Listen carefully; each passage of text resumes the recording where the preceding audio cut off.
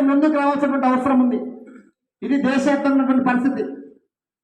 ఇక రేవంత్ రెడ్డి ఏం చెప్పిండు, మమ్మల్ని గెలిపించుండి మీకు 6,000 రూపాయలు ఇస్తున్నాడు.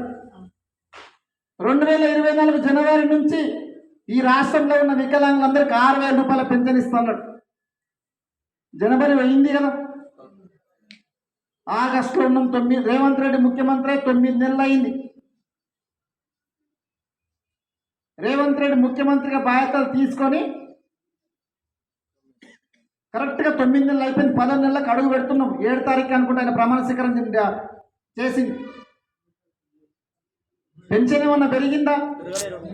పెన్షన్ పెరగలే. వాళ్ళు ఇంకొక 4 హామీలు ఇచ్చారు మనకు. వికలాంగులందరికీ ఉచిత బస్సు ప్రయాణ సౌకర్యం ఇస్తున్నాడు. అదేమన్నా జరిగిందా? ఈ 9 నెలలు అది జరగలే. ఇంకోని చెప్పిందంటే గవర్నమెంట్ ఆఫీసులలో వికలాంగుల ఉద్యోగాలు ఏమేమైతే ఉన్నాయో మొత్తం భర్తీ చేస్తామని చెప్పిండు. ఈ 9 నెలల కాలంలో ఏమైనా భర్తీ చేసిండా? ఏమీ భర్తీ చేయలే.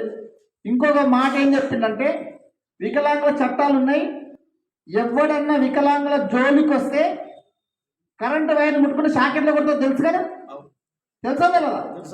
వికలాంగుల జోలికి ఎవడన్నా వస్తే కరెంటు షాక్ కొట్టుకునేటట్టు వాళ్ళ చట్టాలు అమలు చేస్తారు.